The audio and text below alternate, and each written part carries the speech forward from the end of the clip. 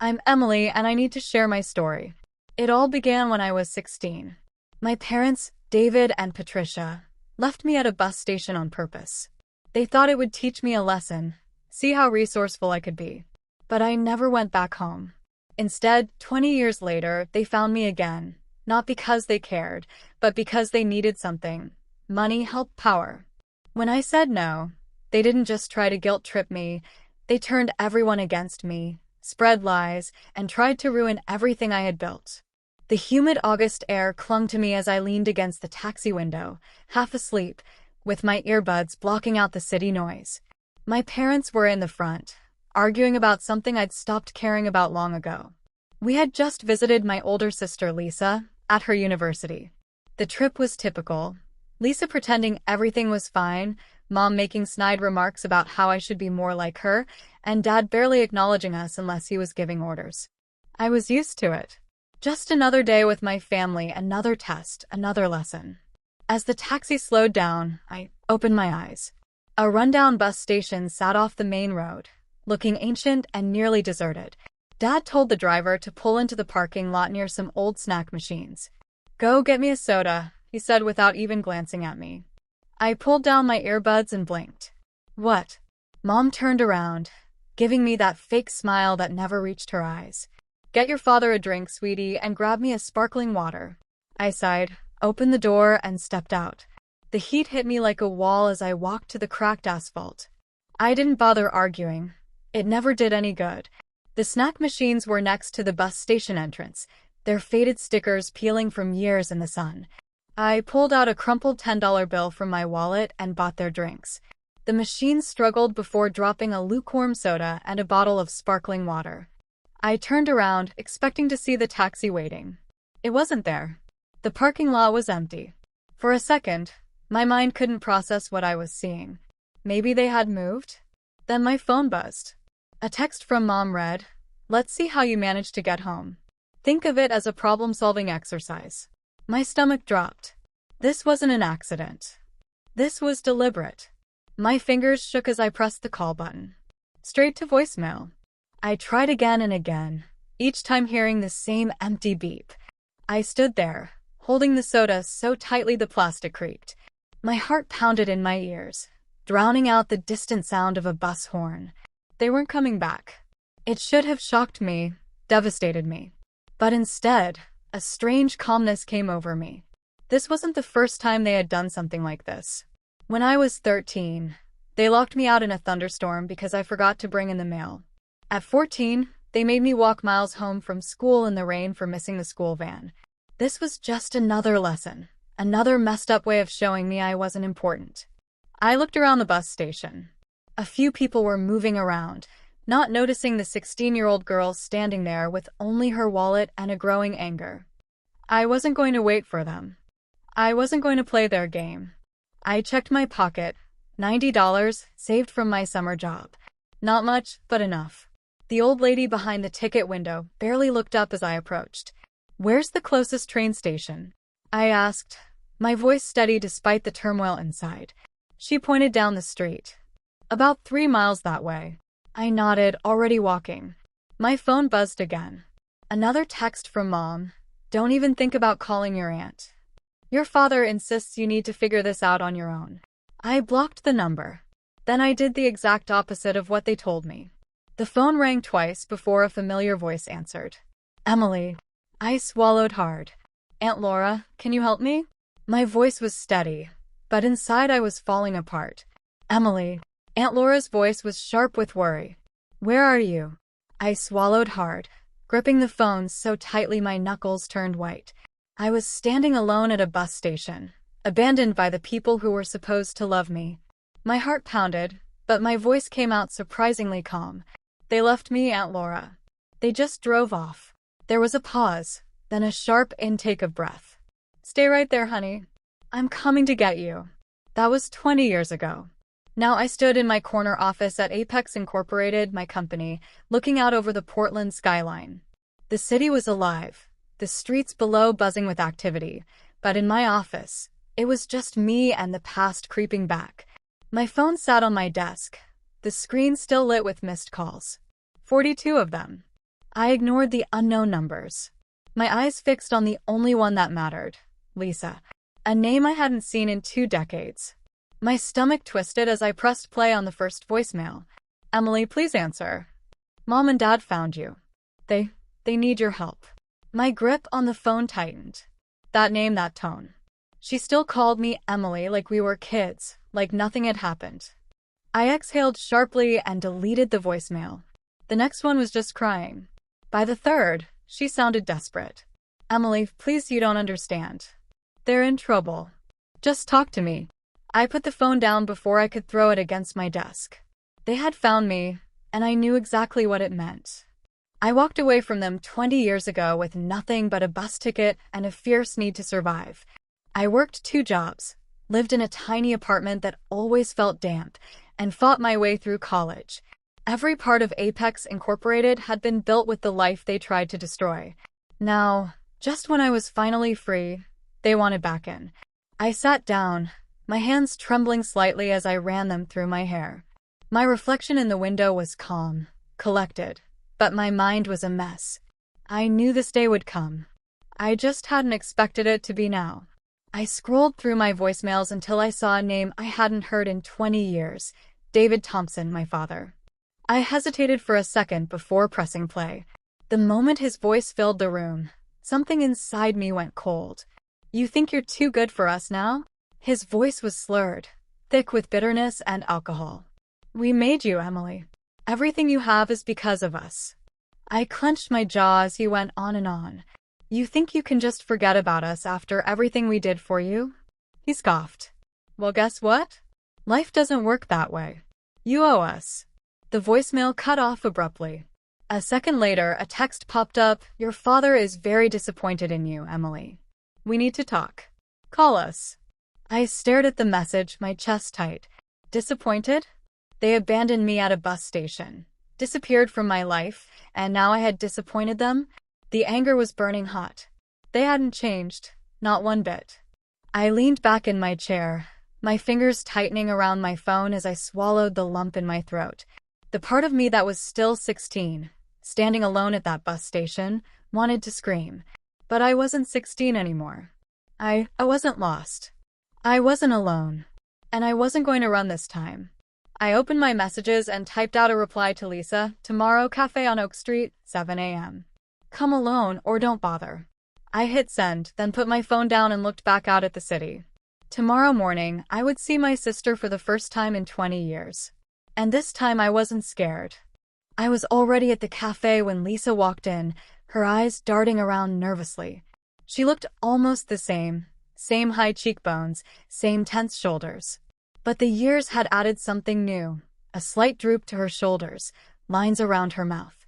She had always been the perfect daughter, the one who obeyed, who smoothed things over, who went along with everything. But now she looked like she was carrying a heavy weight. Our eyes met for a moment. Neither of us moved. Then she came over, tucking a strand of hair behind her ear. Hey, Emily. I took a slow sip of my coffee before answering. I don't go by Emily anymore. It's Emma. Her smile wavered. Right, sorry.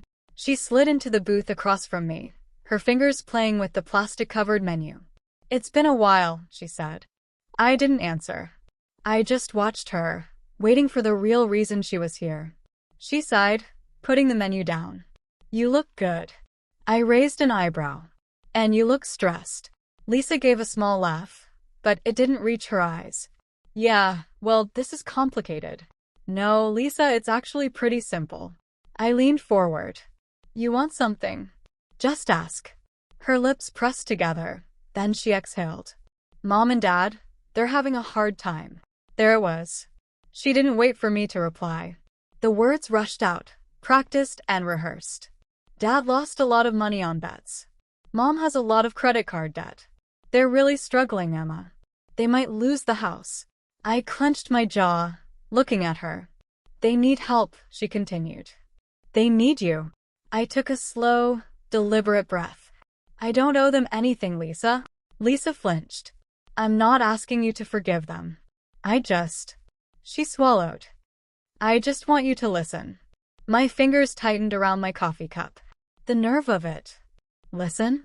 Had anyone listened to me when I was 16, standing alone at that bus station? Had anyone listened when I was shivering in the rain because building character was more important than basic kindness? I leaned back against the booth, my stomach twisting with a mix of anger and exhaustion. They didn't just make a mistake, Lisa, I said, my voice hard. They left me at a bus station on purpose. She winced. They came back an hour later. I cut her off. And whose fault was that? The air between us felt like it could shatter. Years of silence, of unspoken words, of pretending it hadn't been that bad. Lisa blinked quickly, her fingers twisting in her lap. They thought you'd come home. They thought you'd. Her voice trailed off, breaking. They thought I'd come crawling back. I finished for her like I always did. She looked down at the table, her breathing shallow. I shook my head. I'm not their daughter anymore, Lisa. I haven't been for a long time. Her shoulders trembled, but I didn't soften. I reached into my purse, pulled out some bills, and put them on the table. If they try to contact me again, I won't be this nice. Lisa stayed seated, staring at the table. I walked away without looking back. I thought that was the end of it. I was wrong. The next morning, I threw myself into work, trying to push the conversation with Lisa out of my head. It had left a bad taste in my mouth, but I wasn't going to let it ruin my day. The past was the past, and I had built something real, something no one, not even them, could take from me. Or so I thought. A sharp knock on my office door interrupted my focus. Mia, my assistant, stood in the doorway, her face tight with a mix of worry and hesitation. Hey, I think you should see this. She came in, phone in hand, hesitating before giving it to me. I frowned and took it. The screen was open to a social media site. My breath caught as I read the words, "Our daughter abandoned us in our old age after everything we did for her." Below it, another post. "We raised her to be strong, and this is how she repays us." Heartless. I felt a slow burn of anger rise up my neck. They were making themselves out to be the victims, as if they were the ones who had suffered. There were hundreds of comments. Strangers criticizing me, people sharing the posts, some even tagging my company's page. I scrolled through the comments, my stomach churning. Wow, I can't believe some kids treat their parents like this. What a disgrace. Ungrateful brat. I hope she ends up alone. Money changes people. Shame on her. I slammed the phone down on my desk. Mia shifted uncomfortably. I didn't want to show you, but it's spreading. Clients are seeing it. Some people have even left negative reviews on Apex Incorporated's page, calling you a cold-hearted fraud. My pulse raced. This wasn't just a few social media posts. It was a full-blown attack. I took a slow, deep breath, forcing my hands to stop shaking. Who else knows about this? Mia hesitated. Some of the staff, a few of our bigger clients. I think some of them are waiting to see how you respond. I nodded slowly. Okay, thanks, Mia. I'll handle it. As soon as she left, I picked up my phone and dialed a number I hadn't called in years. Lisa answered on the second ring. Emily. Her voice was cautious. My grip tightened on the phone. Did you know about this? A long silence hung between us. Finally, she sighed. I told them not to, but they're desperate, Emma. I gave a humorless laugh. Desperate people don't destroy their own children. They just want help. Lisa tried to say something. They think this is the only way to get through to you. I scoffed. By lying? By turning strangers against me. Lisa didn't answer.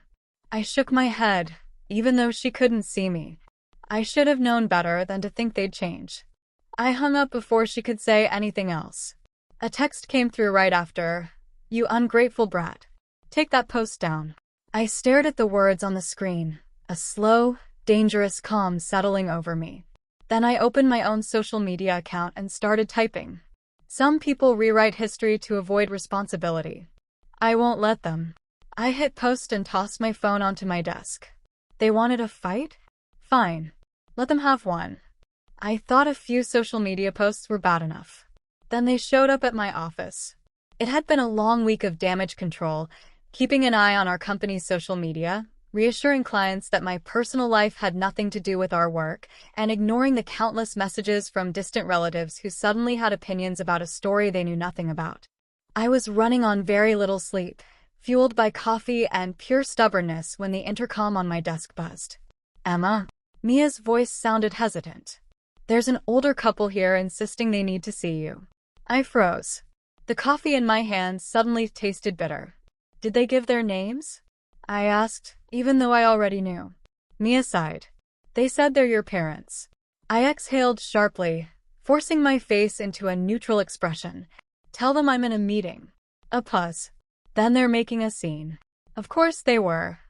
I put my cup down, pushed back my chair, and went to the lobby. As soon as I stepped through the doors, I saw them. Patricia was putting on a show, dabbing at fake tears with a crumpled tissue.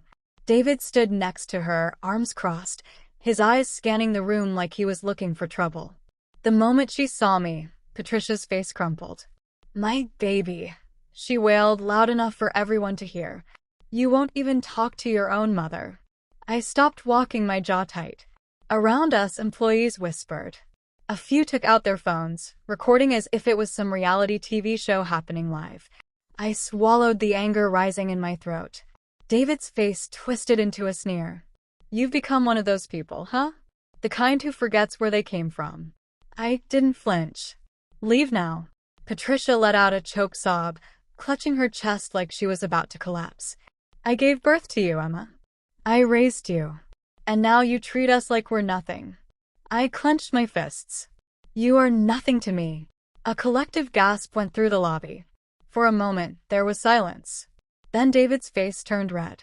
You think your money makes you better than us? His voice was loud now, meant to get attention. Patricia dropped to her knees, and started crying into her hands. All we wanted was to see you, to talk to you. But you've become so cruel. A wave of murmurs spread through the crowd. Some people looked uncomfortable, others looked amused. I had had enough. I stepped forward, lowering my voice to a deadly calm. If you don't leave right now, I will have security escort you out. David took a slow step towards me, his voice dropping to a low and angry tone. You owe us, Emma. We made you who you are. Patricia's sobbing suddenly stopped. She looked up, her eyes gleaming with something colder than sadness. You can't erase us, sweetheart. You'll always be our daughter. I exhaled sharply, then turned to the security guards standing nearby. Please escort them out. David gave a bitter laugh. You're going to regret this.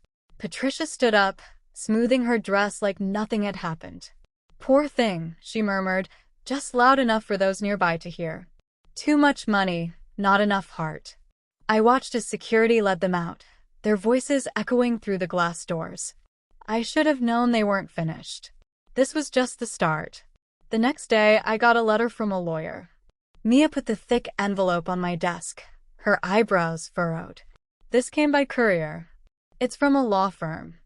I didn't move right away. I just stared at it, feeling a strange sense of déjà vu. Another escalation. Another attempt to pull me back into the mess I had spent years escaping.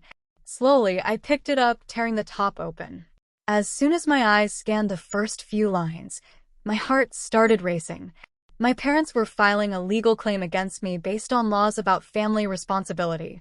I gave a short, bitter laugh. Unbelievable. They were actually trying to legally force me, to support them financially. The same people who had left me at a bus station at 16, who had ignored me for 2 decades, were now demanding that I pay for their mistakes. I dropped the letter on my desk and pinched the bridge of my nose. Mia hovered near the doorway. Are you okay? I exhaled through my nose. Call Mr. Smith. I need to talk to my lawyer. She nodded and left. Minutes later, I was pacing my office, phone pressed to my ear as Mr. Smith's calm voice came through. Well, he said after I finished reading him the letter, technically in some states, they might have a case. I stopped pacing.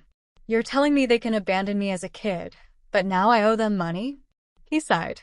It's rare, but some courts do uphold these kinds of cases, depending on the details. Oregon doesn't have strict laws about this, but if they push hard enough, they could still make things difficult for you. I pressed a hand to my forehead. Unbelievable. They're hoping you'll settle, Mr. Smith said, that you'll just give them what they want so they don't drag your name through a long court battle. I laughed bitterly. Then they don't know me at all. As if on cue, my phone buzzed. My mother's name flashed on the screen. I almost ignored it, almost. But something inside me snapped, and before I could stop myself, I hit accept. What do you want? My voice was flat. Patricia's voice came through, overly sweet. Emma, honey, we just want to work something out. We wouldn't have to do this if you'd just help us. I clenched my jaw. Help you? My voice was cold. After what you did to me? She gave a dramatic sigh, like I was being unreasonable. Honey, that was so long ago. Families argue. Parents make mistakes. But we're still your parents, and we're in trouble. I felt my grip tighten on the phone. You're not my parents. You lost that right the day you drove away. There was a pause, then her voice hardened. If you fight us, we'll take this all the way to court. Do you really want that embarrassment? I almost laughed at the irony. She thought she could threaten me with embarrassment.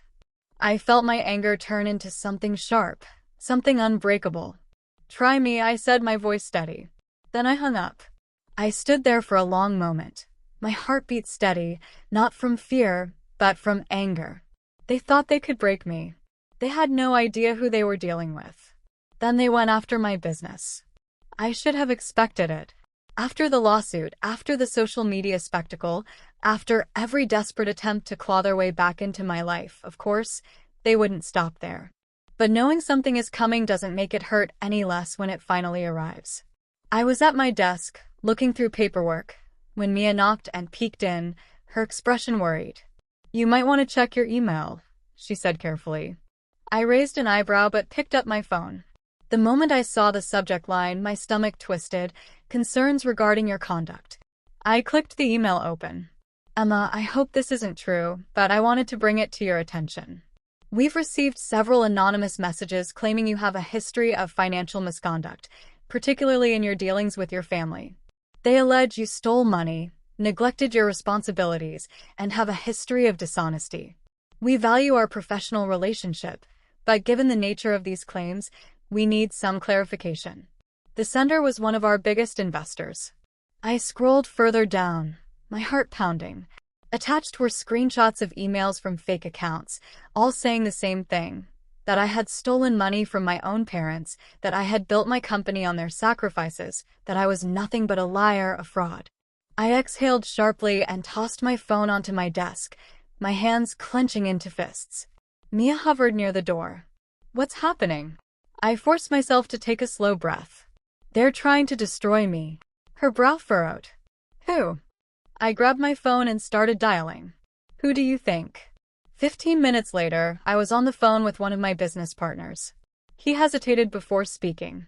Look, Emma, I don't want to believe this, but these messages, there are a lot of them. Do you know where they're coming from? I asked, my voice tight. Silence. Then, reluctantly, some of the accounts were traced back to an IP address linked to your parents. I closed my eyes, gripping the edge of my desk. They had crossed a line. For years, they had tried to control me with guilt. When that didn't work, they tried to humiliate me publicly. And now, they were coming for everything I had built. They had made a mistake, because this was war. I called an emergency meeting with my PR team. They sat across from me, their faces serious. One of them cleared his throat. Our recommendation: don't respond publicly. Stay quiet. Let this die down. No, I said firmly. I'm not staying quiet. Not this time. I turned to my laptop, my fingers flying across the keyboard as I wrote my own statement. For years, I suffered at the hands of manipulative parents. When I left, it was to protect myself. Now, after 20 years, they are trying to destroy my livelihood. I will not let them. I hit post. Let them come for me. I wasn't scared anymore.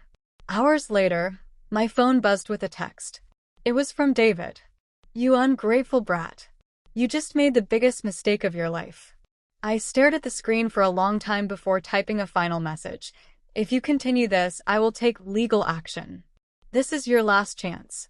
I hit send. No response. But I knew they wouldn't stop. They wanted war? Fine.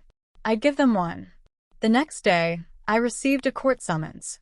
Mia walked into my office, her face pale as she put a thick envelope on my desk. "It's from a law firm," she said carefully. I already knew who it was from. I took the envelope, tearing it open with slow, deliberate movements. The bold official text at the top confirmed my suspicions. David and Patricia Thompson versus Emma Thompson. The grounds: neglecting family responsibilities under state law. A bitter laugh escaped me. So this was their final move. When emotional blackmail, public humiliation, and direct sabotage hadn't worked, they turned to the legal system. Mia lingered in the doorway. "What do you want to do?" I exhaled sharply and reached for my phone. "Call Mr. Smith. Tell him I'm on my way." Mr. Smith sat across from me in his office, the lawsuit spread out on the polished wooden desk between us. He skimmed the pages, shaking his head. "They have a weak case," he said finally, looking up. "Oregon doesn't strictly enforce these kinds of laws, but if they get enough publicity, it could hurt your business." I clenched my fists. "Then we make it public. On our terms." Mr. Smith raised an eyebrow. "Are you sure about that?" I nodded, my mind made up. I've been on the defensive for too long. It's time for people to know exactly who they are. That night, I wrote my statement. I didn't hold back. I told the truth, the whole truth, about my parents, about the lessons they forced on me, about the night they left me at a bus station at 16 and never looked back, about how they only reappeared when they needed something. By morning, the post had gone viral. The public opinion shifted almost immediately. The same strangers who had once criticized me for being ungrateful were now disgusted by my parents' actions. Comments flooded in, filled with anger on my behalf. "This is beyond cruel. What kind of parents abandon their own child and then try to get money from them 20 years later?" I believed them at first, but now they deserve whatever happens to them. Suing your own kid after leaving them homeless? Unbelievable. The change in public opinion was fast. They had lost control of the story. 3 days later, Lisa called me, her voice strained, barely a whisper. "They lost everything, Emma." I sat in my car, looking at the city's skyline. "That's on them." She took a shaky breath. "They're saying it's your fault." Of course they were. I tightened my grip on the steering wheel. "No, Lisa. It's their fault. Every choice they made led them to this point." For once, she didn't argue. A week later, I drove past my childhood home. A for sale sign was in the yard. The place looked smaller than I remembered, almost lifeless. I expected to feel some kind of victory, some kind of triumph, but all I felt was relief. I didn't need revenge. I didn't need their approval. They no longer had any power over me, and that was enough. For the first time in 20 years, I finally felt free. No weight on my shoulders, no knot in my stomach. No lingering fear of when they would show up next, trying to drag me back into the past I had fought so hard to escape. I was home. Portland stretched out beneath my balcony, bathed in the golden light of the evening. A warm breeze touched my skin as I sat with my legs tucked under me, a glass of wine in my hand. The chaos had finally quieted down, leaving only silence. But even peace, it seemed, had one last test. A knock at my door broke the quiet. I knew even before I stood up who it was. I opened it to find Lisa, her eyes swollen, her face exhausted. "Emma," her voice cracked, "please." I didn't move. "They have nowhere to go," she whispered. "Dad's drinking more than ever. Mom keeps saying they just need one more chance. They're still our parents." I gripped the doorframe, my heart heavy. She still didn't understand. "They made their choice," I said evenly. Lisa's face crumpled. "How can you be so what?" I cut her off, my voice cold. "Heartless? Selfish?" Tears spilled over her lashes. "I just don't want to lose my sister over this." I took a sharp breath, my throat tight. "You didn't lose me," I said quietly. "They did." Lisa let out a choked sob, her hands trembling as she wiped her face. "They just need." I shook my head. "I'm not responsible for fixing what they broke." Her shoulders slumped. I swallowed the lump in my throat and stepped back. "Take care of yourself, Lisa." Then I closed the door. For the first time, I didn't feel guilty. An hour later, I sat on my balcony again, watching the sun sink below the skyline. For years, their voices had echoed in my head, shaping my decisions even when they weren't around. The guilt, the shame, the what-ifs. But now just silence. And it was beautiful. I pulled out my phone and scrolled through my contacts until I reached Aunt Laura, the only real family I had ever had. I typed a message, "Dinner this weekend?" My treat. Her reply came almost instantly, "Finally. I've been waiting for you to ask. Mexican or Italian?" A small smile touched my lips. Mexican. Extra margaritas. I took a deep breath, then went to my call log. My parents' numbers stared back at me like ghosts refusing to rest. Slowly, I hit block. No more second chances. No more manipulations. No more guilt. I walked inside and closed the door behind me. I wasn't running anymore. I was free.